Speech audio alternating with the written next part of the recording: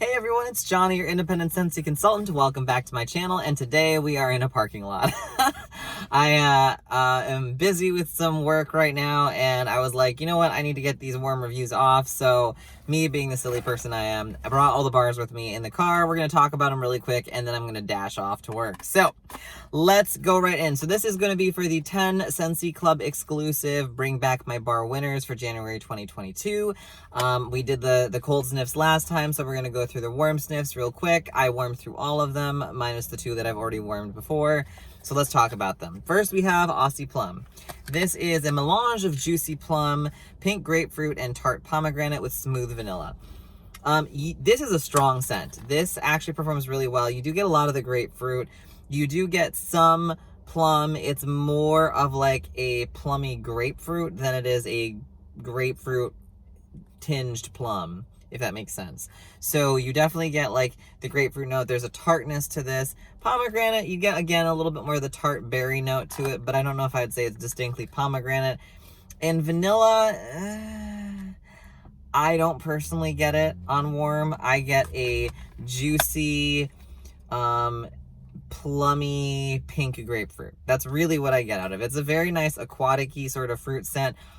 Great for spring, summer, I think. It would be great even like in a bathroom, in a laundry room even, a kitchen, somewhere clean, fresh, something that you want nice like that. I don't know if it's necessarily a romantic scent. I don't know if I'd put it in a bedroom, but that's just me.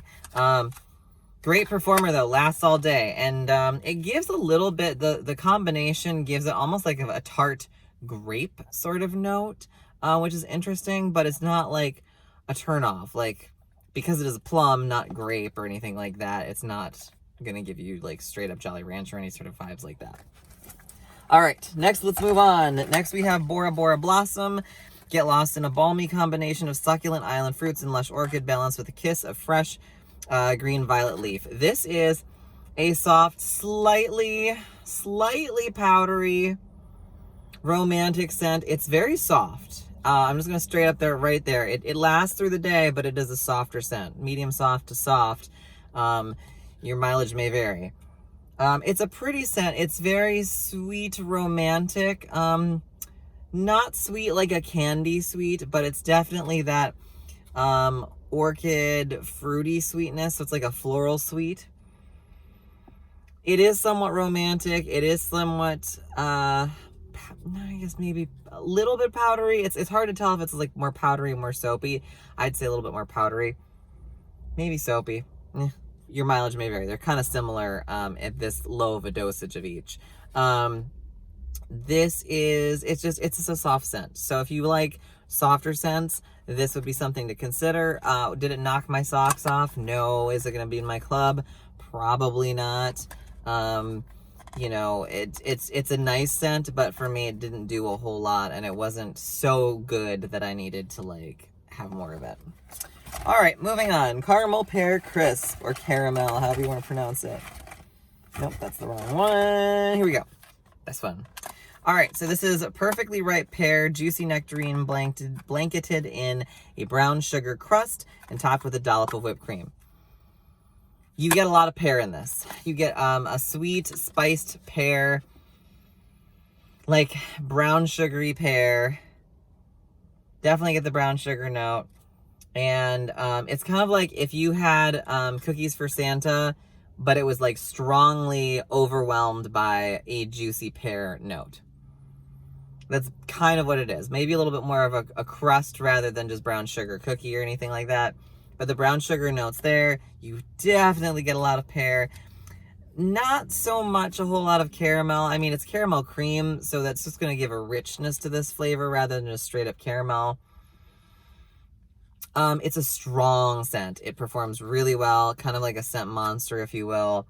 Lasted all day. I actually had to take it out of the warmers because I just kind of got tired of it personally. And I like pear scents. But this is a little bit like there's just something about it. I don't know if it was the brown sugar or the hint of caramel, but something just wasn't quite what I wanted from the scent personally. But it is a caramel pear crisp. Like if you get the notes, it's pretty on for what that should smell like. I don't think I needed my whole apartment to smell like it. All right, next we have Hendrix. This is Rock and roll electrifying blend of earthy patchouli, glowing sandalwood, and bold pink pepper. Perfectly harmonized with sweet tobacco flower. Okay, so this is a masculine scent. It's medium soft. You get like the tobacco notes. You get the sort of earth and patchouli note. You get a little bit of the sandalwood and like a tinge of the pepper. This is a great masculine. Think of like, you know, like a smoke room, speakeasy, kind of that like musky, undertoned, masculine sort of cologne tobacco vibe. That's what this is. It's not a strong wham bam in your face, but it's there. Like if you walk in the room, you'll definitely smell it, but it's not gonna throw you off for a wild ride. And it's a really nice, refreshing change from a lot of the scents we traditionally have in our normal catalog. So I would strongly recommend, if you like those sort of cologne, tobacco-y, kind of masculine scents, give this one a try. That one is going in my club and staying there. Next, we have My Home. This is apparently renamed from like Home Sweet Home or something. Thank you in the comments for that. So this is basically a spicy cinnamon and floral scent, and I don't really like cinnamon scents. I'm gonna just be honest with you. I think there are a few that I can tolerate or enjoy, but generally they tend to be ones where the predominant scent is not cinnamon. It's like, and a hint of cinnamon. Oh, I just realized Big Lots is in the background. That's cute. This is a sweet floral and sweet cinnamon scent, and it's very interesting because I actually don't mind it. I don't love it, but it's like it plays tricks on my nose in that sense, because I like floral scents usually. I don't mind sweet cinnamon, even though it's supposed to be like spicy cinnamon. It comes across, because of the floral blend, as more of a sweeter, spicy and sweet cinnamon, if that makes sense. It's like the florals are so powerful that they kind of mute the spiciness of the cinnamon, if that makes sense. I think it's kind of unique. I think it's a nice twist from this traditional like home scent, you know, that they try to do, or craft store home scent, whatever you want to call it. It's worth trying. I don't know if I'm going to keep it in my club, but if I were to pick one of those sort of like craft store scents of the home, spiced, you know, whatever flavor scent combos that they create in all the different brands, this one actually I don't mind. Like, of all the ones I've tried and different cross brands, I actually don't really mind this one. I would warm this again. I mean, I'm going to finish this, of course, but all right, next. Oh, and it's a scent monster, so keep that in mind as well. Next, we have Oats and Honey. This is a buttery mix of toasted oats and Tupelo honey, oven crisp with vanilla maple.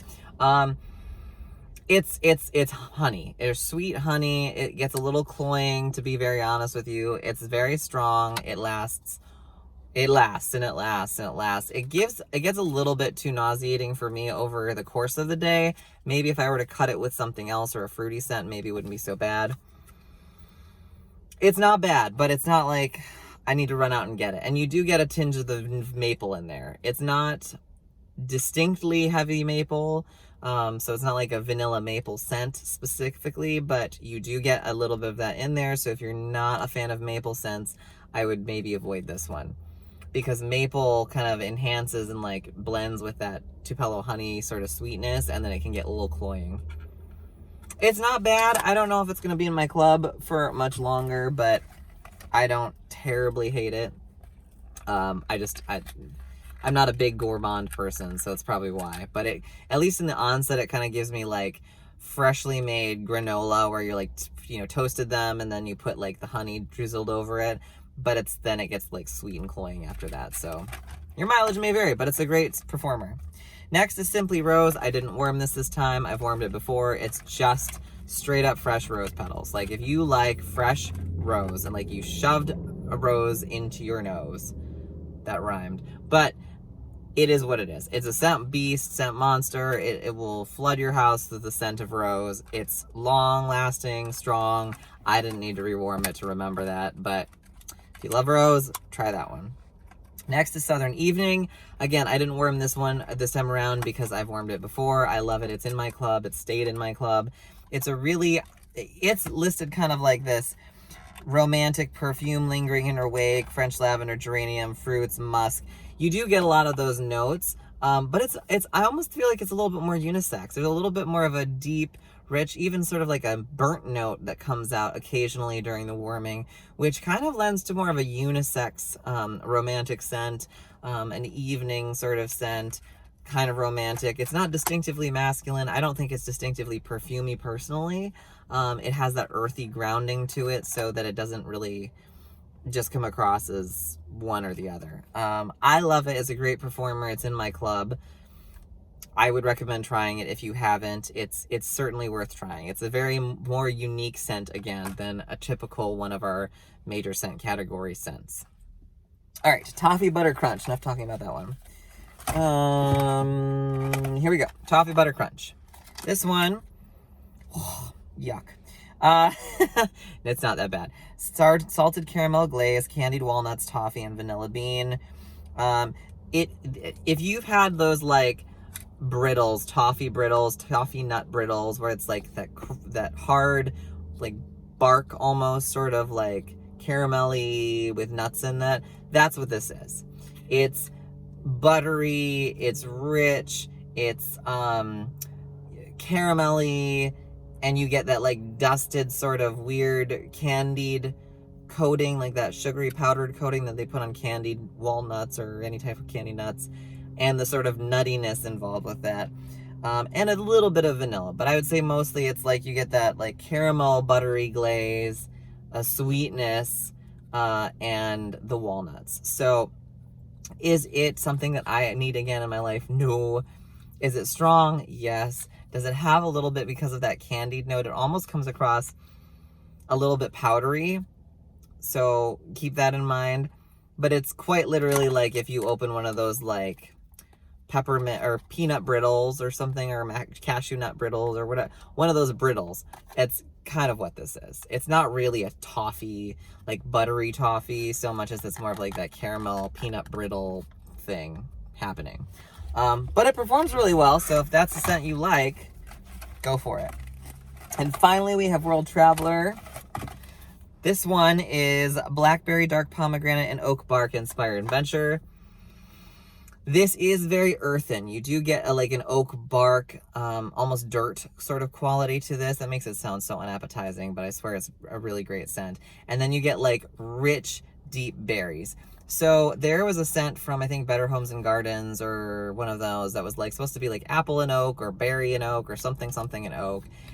This is what I wanted that to be, and it wasn't. So this is, or oak and oud and apple, or I don't know. Anyways, this is a deep, rich oak bark sort of note.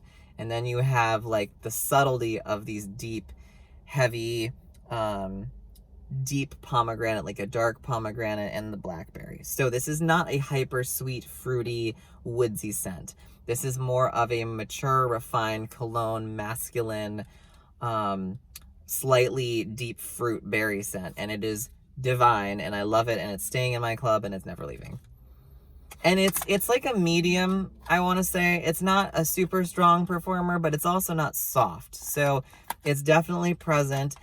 It doesn't really necessarily add a heaviness to the feel of a room, but it does add a depth. So just keep in mind, this is not like a light and airy scent. This gives a little bit more meatiness to whatever space it's temporarily in.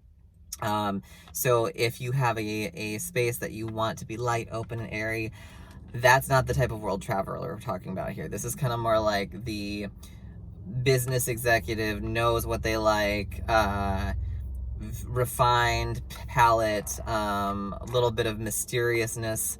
That's kind of what you get from this. It's a great scent though, love it. So there we go. I think I made this through just in under about 15 minutes. I hope this helps. I wanted to get this out as soon as possible, so I'm gonna be uploading this as fast as I can and getting this out to you hopefully a little bit later today. So thank you all for tuning in. Hopefully this helps. Remember, you have about a week and a half to get any of these into your club if you want them or set up a club. If you have any questions or need help with that, feel free to reach out. I'll leave my links in the description box below. And once again, if you're new here, consider subscribing. And thank you always. I will see you in our next video. Take care, guys. Bye.